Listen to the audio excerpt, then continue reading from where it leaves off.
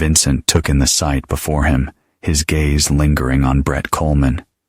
The confidence in Brett's eyes flickered for a split second when he recognized Vince. "You're Vince, right?" Brett asked, folding his arms with a forced bravado. "That's right," Vincent replied, not breaking eye contact. "And you are?" "Brett Coleman," he said, squaring his shoulders. "Lisa said—" "Yes, I heard what Lisa said." Vincent cut him off with a calm voice, though a storm brewed beneath the surface. "This is still my house." Kayla edged further into the hallway, clutching Lisa's robe tighter around her. "Maybe you should come back when Lisa's here," she muttered, glancing nervously at Brett. Vincent took a deliberate step inside, uninvited but undeterred. "I'll wait," he said, his tone leaving no room for argument. Brett shifted uncomfortably, eyeing the door as if he might try to usher Vincent out. Instead, Vince walked past him and glanced around the living room. It was cleaner than he'd ever seen it, the coffee table stacked with unfamiliar magazines, a faint scent of vanilla candles replacing the lemon air freshener Lisa used to prefer. "You redecorate, Brett? Or was that Lisa's idea?" Vince said with a half smile. Brett shrugged, clearly unnerved. I contributed." Kayla stepped away, heading toward the kitchen, pretending to busy herself with making coffee. Silence lingered, thick and uneasy. Vincent turned to Brett, his smile vanishing. "How long has this been going on?" Brett hesitated, then said, "Since last winter. Look, man, Lisa didn't know how to tell you, but—" Vince's chuckle was cold. "I figured out a lot in 8 months, Brett. I just wanted to see if either of you would have the courage to say it to my face." Brett opened his mouth to respond, but the sound of a car pulling into the driveway silenced him. Kayla peeked through the curtains, then turned to the group. "That's Lisa. She's home." Vince felt his heart pound in his chest. The moment he'd played out in his mind for months was finally here, and he was ready. He straightened his posture and prepared to meet his wife, determined to get the answers he deserved. Vincent's voice was steady, his tone leaving no room for refusal. "I need this done quickly, Maria, and I need to know if there's any connection to a company called St. Louis Security." Maria's voice was cautious. "St. Louis Security? That's Tommy's company, Vince. You know that." "I need to be sure," Vince replied, his grip tightening on the phone. "I need to know if they've been involved in anything unusual, anything that might explain why my life was turned upside down." Maria sighed. "All right, Vince, I'll get on it. But you owe me one. A big one." "I know," Vince said, hanging up the phone. He leaned against the cold metal wall of the storage unit, his mind racing. The pieces were starting to fall into place, but he needed more. He needed proof. He needed to know who had set him up and why. His next call was to an old contact in the St. Louis Police Department, Detective Henry Martinez. Henry had always been straight with Vince, even when it meant stepping on toes. "Henry, it's Vince Torres. I need a favor." Henry's gruff voice came through the line. "Vince, you're out? Good to hear. What do you need?" "I need access to the evidence from my case, the weapons trafficking charges. I need to see the original reports, the witness statements, everything." Henry hesitated. "Vince, you know I can't just hand over evidence. But I can tell you this. There were some irregularities in your case. Things that didn't add up. I always thought you were set up, but I couldn't prove it." Vincent felt a surge of adrenaline. "I need those files, Henry. I need to see the evidence for myself." Henry sighed. "All right, Vince. I'll see what I can do. But you owe me one." "I know," Vince replied, hanging up the phone. He took a deep breath, steeling himself for what was to come. He had a long night ahead of him, poring over documents, cross-referencing names, and connecting dots. But he was ready. He was determined to uncover the truth, no matter how deep it buried, and to make those responsible pay for their betrayal. This was a coordinated effort, a carefully orchestrated betrayal that went far beyond a broken marriage. Vince could now see the pattern, a network of relationships and motivations that had been hiding in plain sight. He pinned a photo of Tommy at the center of the web. Executed with surgical precision, Tommy had manipulated Lisa and Brett, weaving them into his plans and making Vince the scapegoat. The false evidence, the tipped-off authorities, the conveniently recommended lawyer, all roads led back to Tommy Coleman. Vince's anger was cold and sharp, fueling his determination. He'd faced worse odds before. His training had taught him to operate in enemy territory, to outthink, outmaneuver, and survive. He gathered every bit of surveillance Maria sent, phone logs, financial records, security footage pulled through back channels. Patterns began to emerge, hush payments to unnamed accounts, late-night meetings between Tommy and a shadowy business partner from St. Louis security. Lisa's own spending habits had spiked after the indictment. Spa trips, shopping sprees, expensive dinners, all aligning with key dates from his case. By midnight, his plan was taking shape. This would be methodical, precise. He'd use Jerry's veterans for surveillance, crack the financials with Maria's help, and rely on David Kim to pry loose the names behind the prosecution's evidence. As the city lights of Riverside glowed outside his window, Vince felt something he hadn't felt in 8 months, a renewed sense of purpose. He was no longer just a victim of their scheme. He was a man on a mission. Vince let out a short, humorless laugh. "It's exactly what I think, Lisa. The lunches, the secret meetings, the life insurance policy you took out just before my arrest. Don't insult my intelligence." Lisa's lips parted in protest, but Vince held up a hand. "Save it. I know about the money transfers from Tommy to Brett. I know about the new insurance policy. What I want to know is, were you ever going to tell me, or was I supposed to die in prison and make everything easier for you?" She looked away, her eyes glassy with unshed tears. "I never wanted you to get hurt, Vincent. It just happened." He leaned forward, voice harsh but quiet. "People don't just start planning a life without their husband overnight. You and Brett, Tommy helping arrange it all. Why, Lisa? Was it just the money? Was it that easy to throw away everything we built?" Lisa swallowed hard, fidgeting with the pen on her desk. "It wasn't just about the money," she whispered. "You were never here, Vince. Always off working, always with your security contracts. I was lonely. And Tommy said, he said you were getting reckless, attracting attention that could bring all of us down." Vince's jaw clenched. "So you let them frame me. You let me rot in Millbrook for something I didn't do, while you played house with Brett." Lisa's voice shook. "I made mistakes, but it wasn't all me. Tommy wanted you gone, Vince.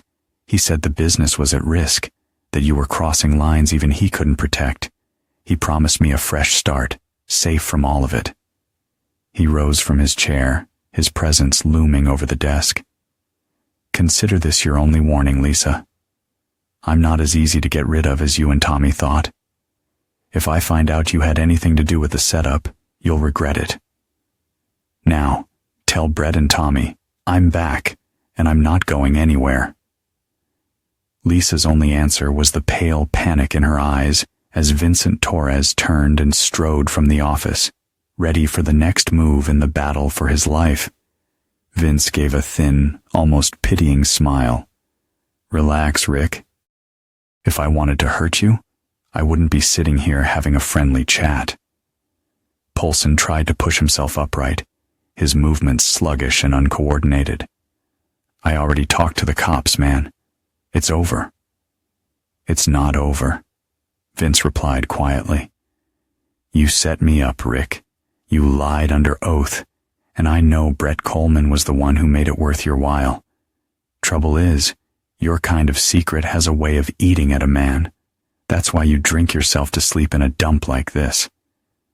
Rick's hands fumbled for a cigarette, finally lighting one with shaking fingers. I had no choice, Vince. They said they'd make my life hell if I didn't go along. Brett said he'd take care of it. Just had to say what Tommy told me, and I'd be set. Set? Vince leaned forward, his eyes locked on Rick's face. You look anything but set, Rick. You look like a man running out of runway.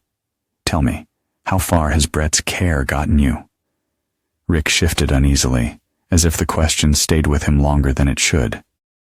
I ain't got nothing left, man. The money's gone. The job was gone as soon as you got locked up. And now I hear you're out? Brett won't even take my calls.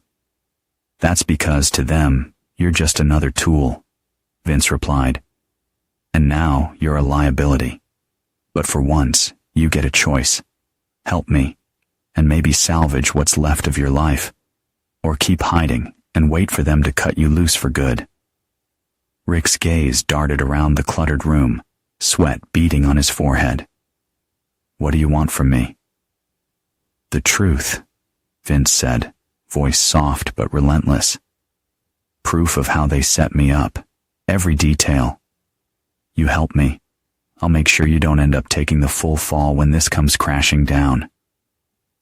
Polson took a long, shaky drag from his cigarette, then nodded, his face crumpling with resignation. All right, man. You get me out of town, get me somewhere safe, and I'll tell you everything. I got records, text messages, stuff I kept just in case. I ain't going back to prison. Vince stood, satisfied that the first of his enemies had cracked. You do your part, Rick, and you won't have to look over your shoulder again. I'll be in touch. He left the trailer with his heart pounding, not from fear, but from the thrill of the hunt. The first domino had fallen, and it would not be the last. Jerry's voice was crisp through the phone. Brett and Lisa are holed up at your old house. Brett just made calls to Tommy and left the property in a hurry. He looked scared, boss. Something spooked him bad. Stay on them, Vince instructed, eyes never leaving the restaurant's exit as Tommy sped away. Tommy Coleman is unraveling.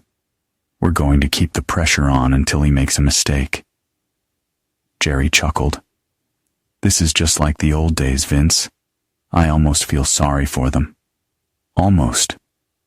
Don't, Vince replied, a hard edge in his voice. They tried to end me, Jerry. We owe them nothing but the truth, delivered with interest. Hanging up, Vince checked his messages. Maria had sent a new file.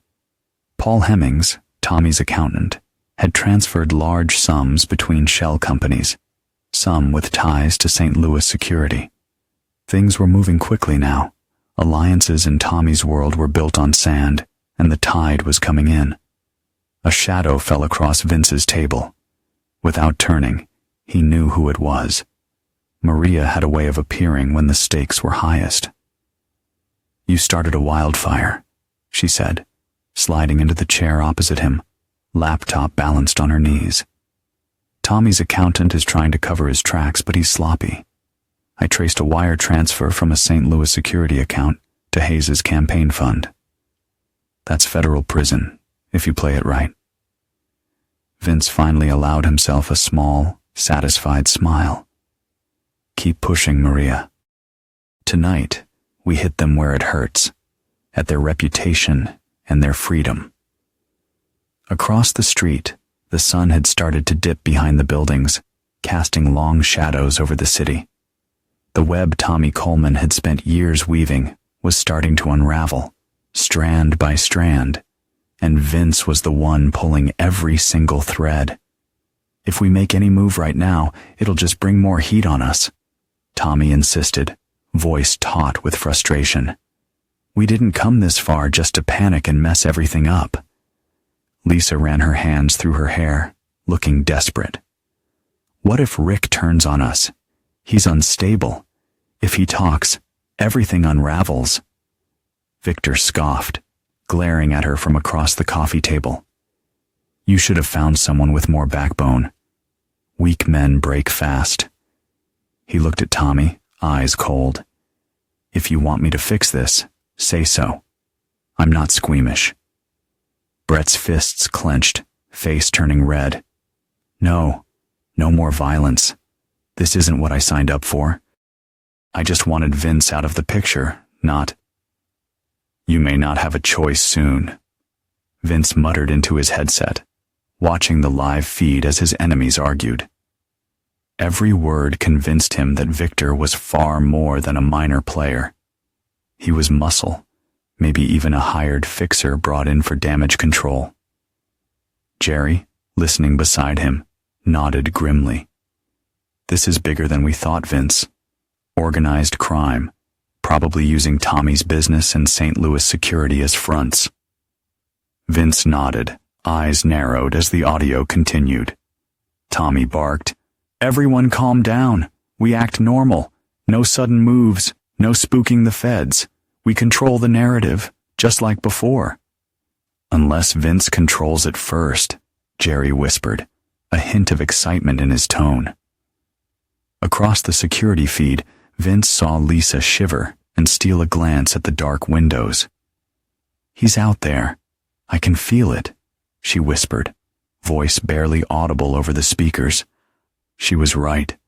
Vince was out there, and so was Justice. The time for waiting was over. The final moves were about to begin. Victor signaled his men to sweep the area, their footsteps echoing through the cavernous space. He approached the desk, eyes narrowed, and picked up the envelope. Inside, he found a stack of photographs, grainy surveillance shots showing his meetings with Tommy Coleman, Brett, and a few others whose faces were indistinct, but whose identities were all too clear to him. Paper-clipped to the top of the stack was a single sheet of paper with a typed message. You have two choices, Victor. Walk away and leave this town for good, or be the next name on the federal indictments list. Your business, your freedom, your life, all depend on what you decide tonight. This is your only warning.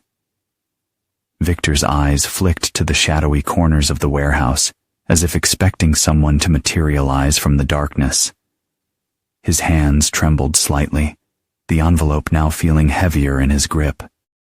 He knew a threat when he saw one, and the evidence inside the envelope was more than enough to bury him for the rest of his days. One of his men stepped forward, glancing at the photographs, his own face turning pale. Boss, what do we do? Victor said nothing at first, just stared at the evidence, a silent acknowledgement that somehow Vince Torres had turned the tables. We leave, Victor finally muttered, stuffing the envelope under his coat.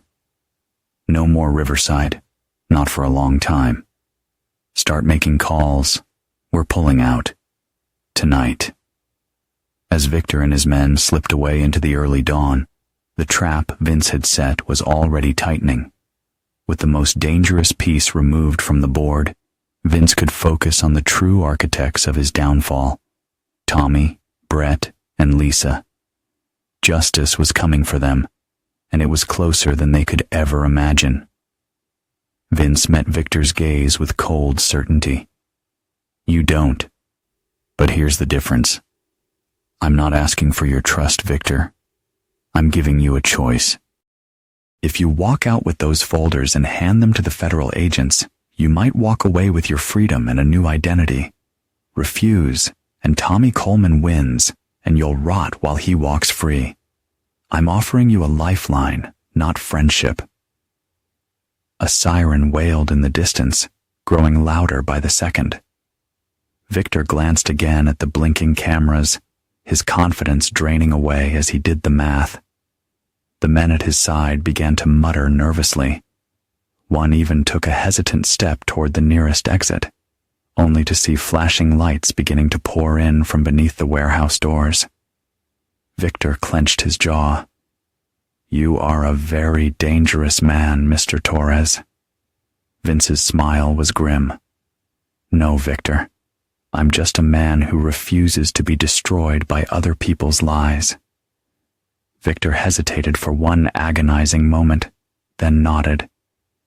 "I will give them what they want, but if you are lying to me, you'll know soon enough," Vince replied.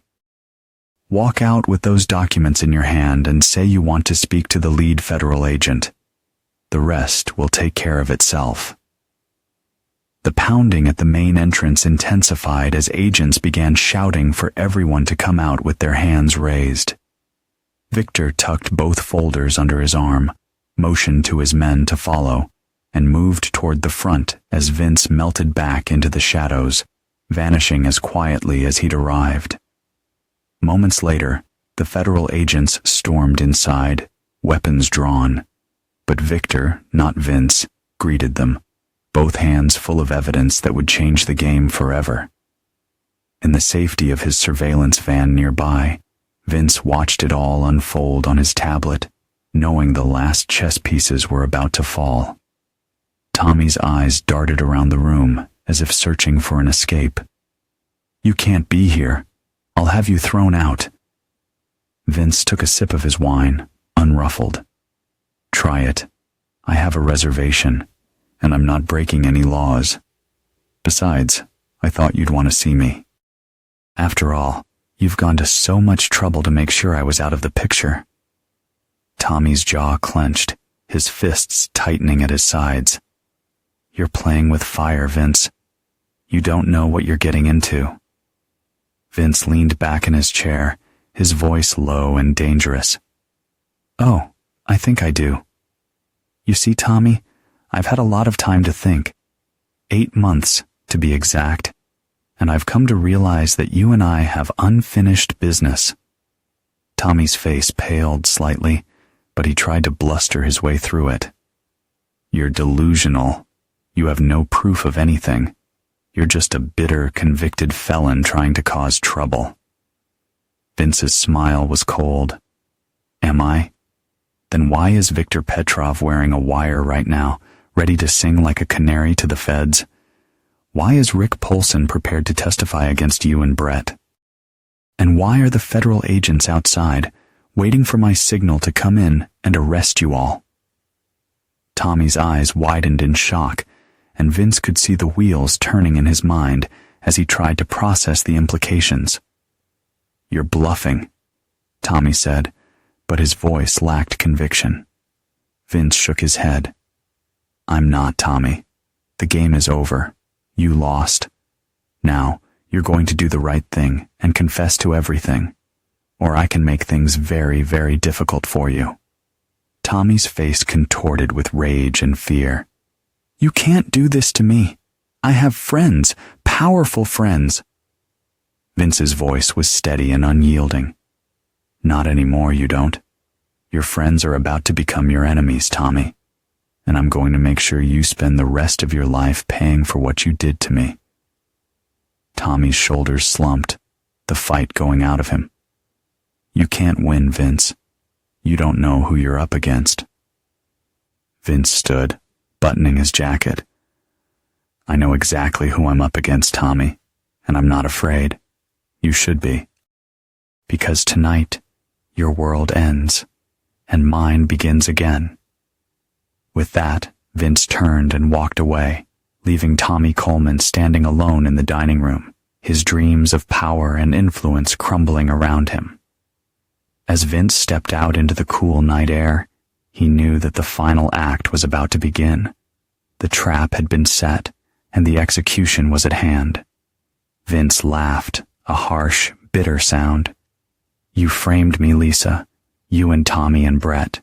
You stole my life, my freedom, my future, and now you're going to pay for it." Lisa's eyes widened in panic. You can't prove anything. It's just a bank statement. It doesn't mean anything. Vince leaned forward, his voice low and dangerous. It means everything, Lisa. It means that you were involved in a conspiracy to frame an innocent man. It means that you were willing to destroy someone's life for money and power. And it means that you're going to spend the rest of your life in prison for it. Lisa's face crumpled, and for a moment, Vince thought she might break down completely. But then, her expression hardened, and she straightened up, her voice shaking with rage. You think you've won, Vince? You think you've beaten us? You're wrong. You're so wrong. You don't know what you're up against. Vince's smile was cold. I know exactly what I'm up against, Lisa, and I'm not afraid. You should be, because tonight, your world ends, and mine begins again. Lisa's eyes flashed with hatred, and she turned and stormed out of the country club, leaving Vince alone at his table. As he watched her go, he knew that the final act was about to begin. The trap had been set, and the execution was at hand. He picked up his phone and sent a text to Jerry. Phase 4 is a go. Let the games begin. Tommy's voice, slurred with drink and panic, filled the room. We need to do something. We can't just sit here and wait for him to make his move. Victor, his voice steady and calm, replied, We need to stay calm, Tommy. We need to think this through. If we panic, we'll make mistakes. Tommy slammed his fist on the table, rattling the glasses. Mistakes? We've already made plenty of those. We should have handled this permanently from the start. Lisa's voice, shaking with fear, chimed in. We can't just kill him, Tommy. That's insane. We need to find another way. Tommy's laugh was bitter and harsh. Another way? There is no other way, Lisa. Vince knows too much. He's got evidence. He's got witnesses. He's got everything he needs to take us down. We have to stop him before he can use it. Victor's voice was low and dangerous. And how do you propose we do that, Tommy? We can't just disappear him. We can't just make him go away. He's too smart, too careful. He's already one step ahead of us. Tommy's voice dropped to a whisper, but the microphone picked up every word. Then we need to make sure he can't use that evidence. We need to make sure he can't testify. We need to make sure he can't do anything to hurt us. Lisa's gasp was audible. Tommy, no, we can't. It's too risky. It's too... Tommy cut her off, his voice cold and determined. It's the only way, Lisa. It's the only way we can be sure. We need to take him out, permanently. The room went silent for a moment, the weight of Tommy's words hanging heavy in the air. Then, Victor's voice, calm and measured. And how do you plan to do that, Tommy? How do you plan to make sure Vince Torres never sees the light of day again? Tommy's laugh was cold and calculating. I have my ways, Victor. I have my ways, and I'm not afraid to use them. Not anymore. Not after everything he's done to us. As the conversation continued, the federal agents listening in the van outside exchanged glances, their faces grim. They had enough to arrest Tommy, Brett, and Lisa on conspiracy charges. But with this confession, they had something even more powerful. A clear, recorded admission of intent to commit murder. The trap had been sprung, and the noose was tightening around Tommy Coleman's neck. Vince, watching from a safe distance, felt a sense of satisfaction wash over him. The game was almost over, and justice was about to be served. And now, he's coming for us, Tommy growled, letting the tension and fear poison his voice. But I won't let him win. No more loose ends, no more chances. If he gets close, we finish what we started. Victor's gaze flicked toward the flower arrangement in the center of the table. He tapped the hidden transmitter, ensuring the microphone caught every word. That's a big risk, Tommy. If the FBI already suspects us, one wrong move could bring everything down. I think we need to seriously reconsider." Tommy cut him off, slamming his fist down again. "You always did lack vision, Victor. This is my operation, my reputation. Nobody, especially Vincent Torres, destroys me." Through the dining room glass, the first flicker of blue and red lights carried through the night as the federal agents began to move. Hayes, usually calm, began to sweat. Wong's hand trembled as she reached for her purse. The entire atmosphere had shifted. Danger and defeat hung thick as a storm cloud. Brett finally cracked, running a shaking hand through his hair. "I didn't sign up for this, man. I just wanted the money, a clean slate. You promised me protection, Tommy." Tommy ignored him, his eyes darting from one partner to the next. "There is no protection unless we finish this tonight. Go home, sit tight, and if I call, drop everything and disappear. Or help me take Torres out of the picture for good." Victor watched Tommy, his expression blank, all the while making sure the FBI got every damning word. Lisa was pale with shock, her hands trembling as she stared at her soon-to-be ex-husband. Wong and Hayes exchanged glances, realizing, perhaps for the first time, they'd chosen the wrong side. Outside, tires screeched and doors slammed. The federal agents were ready.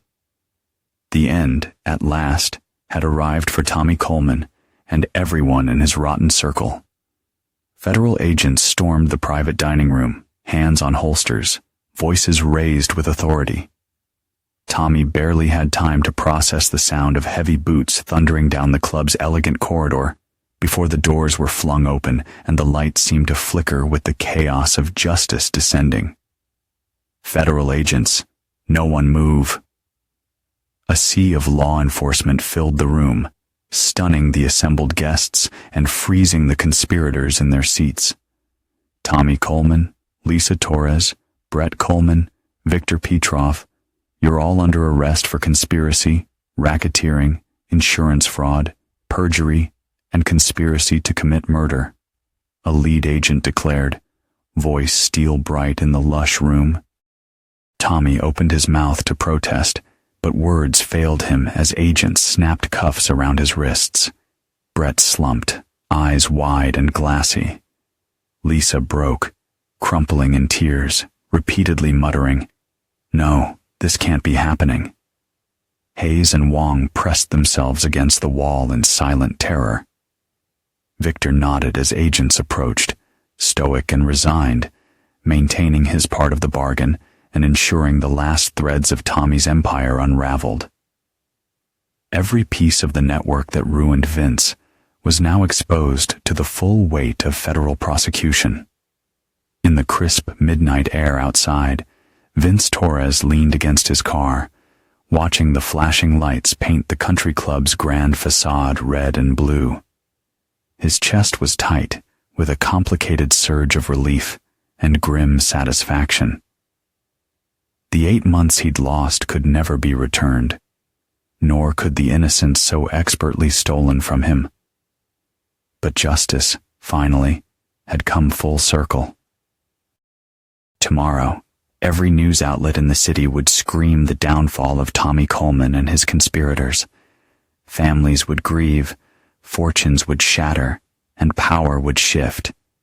But for tonight, for the first time in years, Vincent Torres felt free. He drove away into the dark, ready to start a new chapter in a life reclaimed by truth and sharpened by the lessons of betrayal. The game was over, and Vincent had finally won. He sat quietly for a moment, absorbing the weight of it all. The years of hard work stolen, the months endured behind bars, the trust shattered. None of it could ever fully be put right. But seeing justice done brought a measure of peace he hadn't dared hope for. Agent Mitchell stood and extended her hand. "You built quite a case, Mr. Torres. The Bureau could use someone with your skills. Ever consider coming over to the good guys? Vince let a small, genuine smile cross his face for the first time in months. For now, I think I'll just enjoy my freedom. Maybe travel for a while. Eat good food, sleep through the night without looking over my shoulder. Mitchell grinned. You've earned it. As Vince left the FBI office and stepped into the pre-dawn stillness of the city, he felt the sharp, clean air fill his lungs. Above the buildings, the sky was beginning to brighten. A new day for a man who'd finally taken his life back. He drove home, passing scenes of quiet neighborhoods slowly waking. There was plenty still to fix. Trust would have to be rebuilt, wounds would need healing, and old doors might never open again. But none of that frightened him anymore. Vincent Torres had lost everything, but in fighting back, he'd discovered something greater: resilience, clarity, and true strength. Justice had been served, not just in the courts, but in his own soul. He parked in front of a quiet house he'd rented under his true name at last. As the sun broke through the horizon, painting the world gold, Vince allowed himself to hope, really hope, for the future. And this time, he would build it on his own terms. As the city faded in his rearview mirror, Vince let the past drift further behind with each passing mile. He didn't need to look back. There was nothing left for him in the world of Tommy Coleman and all those who'd helped orchestrate his downfall. What mattered now was the horizon ahead, promising the start of a life reclaimed by integrity and resilience. Days turned into weeks, and Vince quietly settled into new routines. He reconnected with old friends, made amends where he could, and even allowed himself moments of happiness. Simple breakfasts in sunlit kitchens, afternoons spent at the gym, evenings reading in parks where no one knew his story. He'd been given another chance, not just by the courts, but by fate itself. The scars of betrayal remained, etched into his heart as reminders to trust wisely, to cherish loyalty, and to never compromise his principles again. Vincent Torres moved forward, cautiously hopeful, forever changed, but free at last.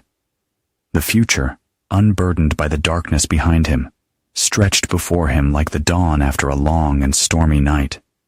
And with every step, he was determined to walk it as his own man, stronger, wiser, and never to be broken again.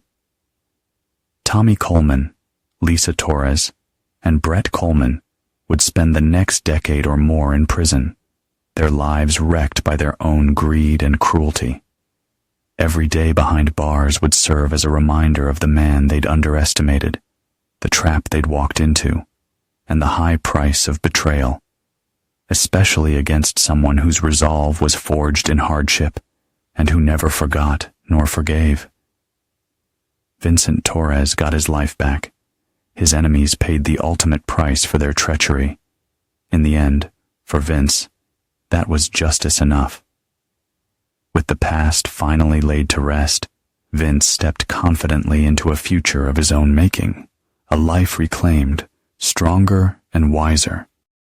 Justice had been served, and this chapter of his story, at last, was closed.